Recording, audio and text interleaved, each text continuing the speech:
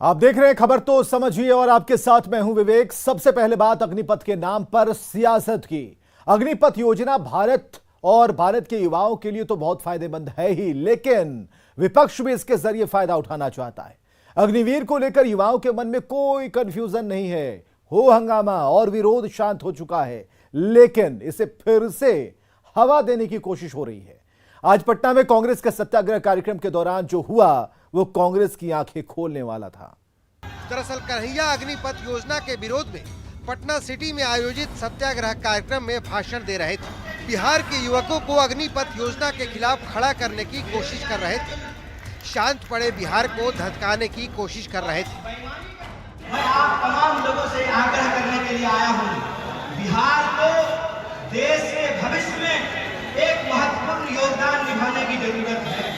बिहार के लोगों को अपना जो उनका गौरव है, उस गौरव को पुनः प्राप्त करने की जरूरत है। आप बैठ जाइए, आप लोग बैठ जाइए, आप लोग। अग्निपथ के खिलाफ कन्हैया का ये भाषण सत्याग्रह कार्यक्रम में मौजूद युवक पचा नहीं पाए। अग्निपथ के विरोध और समर्थन पर हो हंगामे के बीच कांग्रेस के कार्यक्रम में हंगामा ये बताता है कि अग्निपथ पर युवा क्या सोचते हैं, इसका अनुमान शायद कांग्रेस को अब तक नहीं है। पटना से न्यूज़ 18 के लिए रवि एस नारायण के साथ मनोज सिन्हा की रिपोर्ट। चलिए इस खबर को समझाते हैं। 2016 में कन्हैया पर भारत विरोधी नारा लगाने का आरोप लगा था। कन्हैया पर यह आरोप जेएनयू में नारा लगाने का लगा था। तब से वो नारा कन्हैया का इंप्रेशन बन चुका है।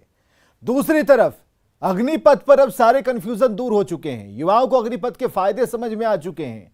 युवा पूरे उत्साह से भर्ती के लिए आवेदन कर रहे हैं और पिछले 3 दिनों में एयरफोर्स में भर्ती के लिए करीब 57,000 छात्रों ने आवेदन किया है। वायुसेना अग्निपथ योजना के तहत इस साल 3,000 अग्निवीरों की भर्ती करेगा और जो आंकड़े हैं वो बता रहे हैं कि युवा अग्निवीर को समझ चुके हैं। सेना से लेकर सरकार तक यह साफ हो चुका है कि अग्निपथ स्कीम वापस नहीं होगी और ऐसे में कांग्रेस सिर्फ राजनीति चमका रही है। सत्याग्रह के नाम पर युवाओं को भड़काया जा रहा है। कांग्रेस की इस चाल को युवा समझ चुके हैं। कन्हैया का विरोध इसी से जोड़कर देखा जा रहा है। आगे बढ़ते हैं। क्या अग्निपथ की आड़ में बिहार को धधकाने की एक और साजिश रची जा रही है? क्या पटना के हॉस्टल में हंगामे की स्क्रिप्ट लिखी जा रही है? यह सवाल इसलिए क्योंकि पटना के पटेल छात्रावास से जो चीजें मिली हैं वो उन तमाम सवालों का जवाब है जो अभी तक संशय की शक्ल में खड़े हैं। अग्निपथ के नाम पर 17 जून को तबाही की वो तस्वीरें आपको याद होंगी। दानापुर, आरा, छपरा समेत कई स्टेशनों पर राष्ट्रीय संपत्ति को खाक किया गया था। उपद्रवियों ने 3 दिनों तक बिहार को हाईजैक कर लिया था। अग्निपथ की आग भले शांत पड़ चुकी है, लेकिन साजिश का पलीता अंदर अंदर तैयार किया जा रहा है। पटना के पटेल छात्रावास से मिला तबाही का यह सामान जो स्क्रीन पर आप देख रहे हैं, इस बात की तस्दीक कर रहा है। पटेल छात्रावास से जो सामान बरामद किए गए हैं बेहद खतरनाक हैं।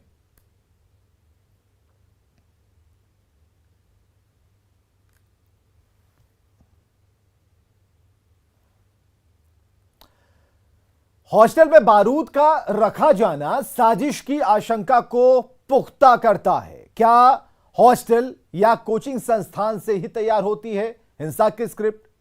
अग्निपथ के विरोध में कई कोचिंग संस्थानों की जो भूमिका है वो सामने आई है। तकरीबन 6 कोचिंग संस्थानों के खिलाफ एफआईआर दर्ज की गई है। कोचिंग संचालकों पर अभ्यर्थियों को भड़काने का आरोप है। बिहार में अब तक कुल 145 प्राथमिकी दर्ज की गई है और उसी सिलसिले में पुलिस ने 900 से अधिक उपद्रवियों को गिरफ्तार किया है। सड़क से लेकर सियासत तक अग्निपथ के नाम पर बवेला खड़ा किया जा रहा है। बिहार विधानमंडल के मानसून सत्र के दूसरे दिन अग्निपथ के नाम पर बयानों के शोले भड़काए गए, जमकर हंगामा हुआ, उपद्रवियों की रिहाई की मांग की गई। सवाल यहां यह है कि क्या विपक्ष को अग्निपथ स्कीम अब तक समझ नहीं आई है? प्लानिंग तब भी थी जब सदन को चलने से रोकना था।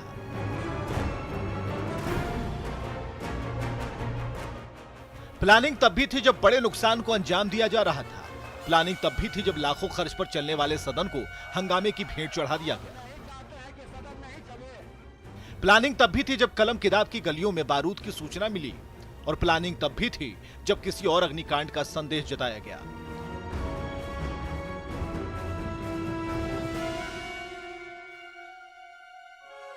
होना था भाई, होना ही था। कैमरा बाहर था, बैनर बाहर थे, तो सदन के भीतर क्या होता? दुनिया को भी तो पता चले कि हंगामा होता कैसे। यही वो विपक्ष है जो कथित छात्रों को नैतिक समर्थन देता है।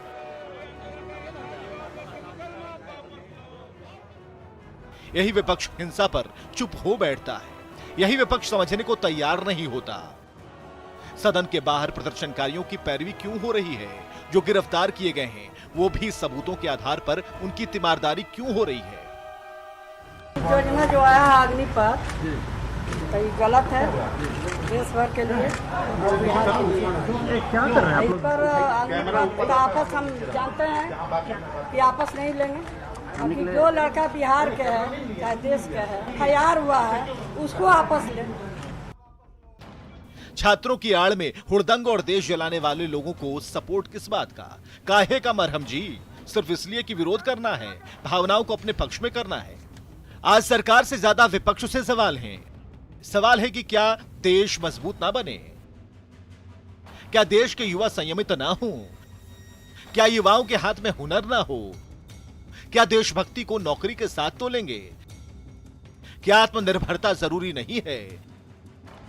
क्या युवा अनुशासन युक्त ना हो? सवाल हैं तो हैं और आपकी जिम्मेदारी ज्यादा है। सवाल पूछने से ज्यादा जवाब और निदान दोनों को लेकर कहावत भी है, समझदार के लिए इशारा काफी है। Bureau report, news 18। चलिए इस खबर को समझाते हैं। बिहार विधानमंडल का मॉनसून सत्र 5 दिनों का है। 5 दिनों में 2 दिन बीत चुके हैं, तीसरा दिन बाकी है। सत्र में जनता के मुद्दों को उठाने के लिए यह सत्र आयोजित होता है। जनता के टैक्स के पैसे से सदन चलता है। एक दिन सदन चलाने में 8 लाख रुपए खर्च होते हैं। हंगामे और शोर के बीच सवाल यह है कि जनता के सवालों से जुड़े मुद्दों पर नेता बेफिक्र क्यों हैं? आप समझ सकते हैं कि आपके हितों से विपक्ष का कितना सरोकार है। आगे बढ़ते हैं। 18 जुलाई को राष्ट्रपति का चुनाव है। एनडीए और विपक्ष ने अपने अपने प्रत्याशी मैदान में उतार दिए हैं, लेकिन झारखंड के सीएम हेमंत सोरेन समर्थन को लेकर दुविधा में हैं। रिपोर्ट देखिए।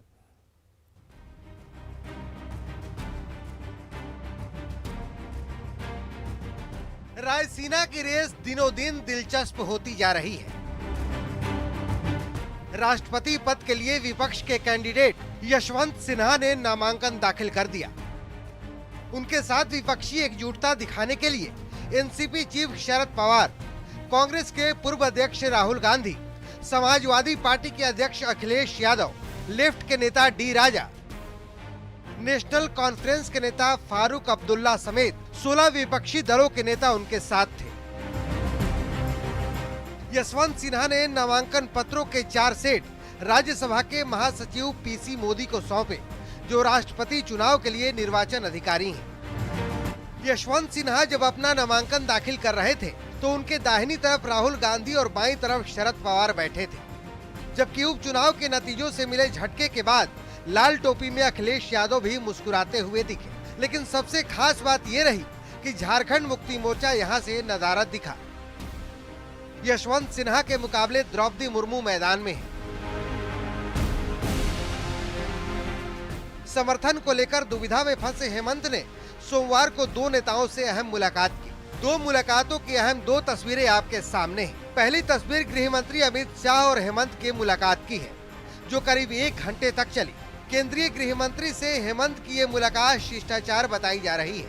अमित शाह से मुलाकात के बाद हेमंत सोरेन ने दिल्ली में कांग्रेस नेता मल्लिकार्जुन खड़गे से भी मुलाकात की। दोनों नेताओं से मुलाकात के बाद हेमंत ने मुस्कुराते हुए, कुछ ना कहते हुए भी बहुत कुछ कह दिया। जो आपने अपनी आंखों से देखा है आज का दिन, इसको यहीं तक रहने दीजिए, बाकी ब्रेक के बाद।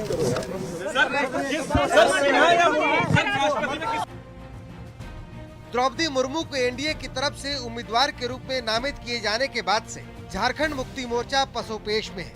हेमंत सोरेन को ना उगलते बन रहा है ना निगलते। आदिवासियों के नाम पर राजनीतिक रोटी खाने वाला जेएमएम द्रौपदी मुर्मू को नजरअंदाज नहीं कर पा रहा है, न ही यशवंत सिन्हा को गठबंधन धर्म के नाते दूर कर पा रहा है। दिल्ली से न्यूज़ 18 के लिए अमितेश कुमार की रिपोर्ट। राष्ट्रपति चुनाव में समर्थन को लेकर क्या कोई दुविधा है? इस सवाल पर मीडिया का जो सवाल था उस पर हेमंत सोरेन ने कहा कि इसे लेकर कोई दुविधा नहीं है। आपको बताएंगे, आप चिंता मत कीजिए। कोई दुविधा में नहीं है।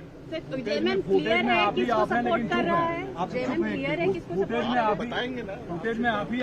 चुनाव आयोग समझिए क्या है हेमंत की दुविधा। साल 2012 में पीएस संगमा ने भी राष्ट्रपति का चुनाव लड़ा था।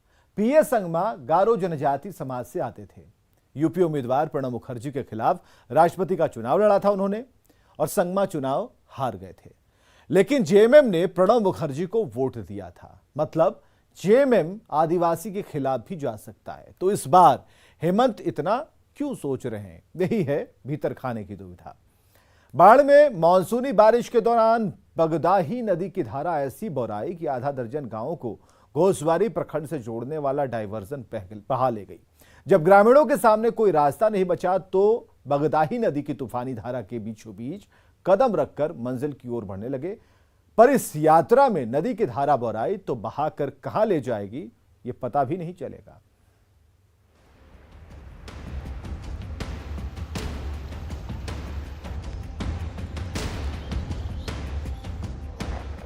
डायवर्जन तहस नहस कर तूफानी गति से बहती बौराई नदी और उस बेलगाम धारा पर पांव रखकर मंजिल की ओर बढ़ते ग्रामीण। ये नजारा है घोसवारी की त्रिमोहान पंचायत का। सालों भर सूखी रहने वाली बगदाही नदी मानसूनी बारिश में ऐसी बौराई कि घोसवारी और त्रिमोहान पंचायत को जोड़ने वाली डायवर्जन को अपने साथ ही बहा ले गई। त्रिमोहान पंचायत की ग्रामीण पूरी दुनिया से कट गए, पर रोजाना कमाने और खाने वाले ग्रामीण आखिर करें तो क्या करें?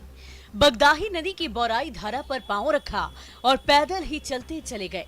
पर जरा सोचिए, तूफानी गति से बह रही बगदाही नदी की धारा पगलाई तो उसके बीचों बीच से गुजर रहे ये ग्रामीण बहकर कहां चले जाएंगे किसी को भी पता नहीं चलेगा। अभी पानी सर बहुत रहेगा, 2-3 महीना बारिश होगा तो पानी रहेगा, तो हम आने जाने में हम कैसे जाएंगे? कोई सुविधा नहीं है सर। कितना गांव के लोगों को दिक्कत हो रहा है? हमको सर 5 गांव इधर से जाने का है। आंधी तूफान की गति से बहती बगदाही नदी की एक और त्रिमोहान पंचायत के 5 गांवों की हजारों की आबादी फंसी है। पर मानसूनी बारिश में बगदाही नदी की धारा अचानक इतने रौद्र रूप में आ गई कि त्रिमोहान के ग्रामीणों को कहीं आना जाना मुश्किल हो गया है। घर से निकलना ज्यादा जरूरी हो तो बगदाही नदी की तूफानी धारा से जूझने के जोखिम के सिवाय और कोई रास्ता नहीं है। जब ग्रामीणों ने वैकल्पिक रास्ते की गुहार लगाई तो घोसवारी के अफसरों की नींद टूटी। देखने के बाद क्या पूरे जल की व्यवस्था हो सकता है, उसको हम लोग यथाशीघ्र करवाएंगे और हम अपने वरीय पदाधिकारी को भी संदर्भ में सूचना देना चाहते हैं। ये करके उनको जैसा निर्देश मुझे प्राप्त होता है वैसा ही मैं करूँगा। मॉनसून में मचल रही बगदाही नदी ने त्रिमोहान के ग्रामीणों का रास्ता रोक दिया है। फिर भी ये ग्रामीण अपनी जान पर खेलकर उस धारा के बीचों बीच एक एक कदम बढ़ा रहे हैं, जो पता नहीं कब बौरा जाएगी और बहाकर किधर ले जाएगी, कोई नहीं जानता। अनिरुद्ध कुमार, न्यूज़ 18, बाढ़। बाढ़ से बचाव की तैयारियों का जायजा लेने के लिए सीएम नीतीश कुमार वैशाली के लालगंज पहुंचे, जहां उन्होंने बलहा बसंता में तिरहुत तटबंध का निरीक्षण किया। यह तटबंध गंडक नदी पर बनाया गया है। मुख्यमंत्री नीतीश कुमार ने अधिकारियों को कई निर्देश दिए हैं। निरीक्षण के दौरान मुख्यमंत्री ने गंडक नदी की दूसरी तरफ सिल्ट जमा होने के कारण नदी की चौड़ाई कम होने पर चिंता जताई। मुख्यमंत्री ने अधिकारियों को निर्देश देते हुए कहा कि नदी की चौड़ाई और गहराई को बढ़ाने के लिए नदी के दूसरी छोर पर शिल्ट कटिंग का कार्य कराएं, ताकि नदी की चौड़ाई बढ़े और कटाव ना हो।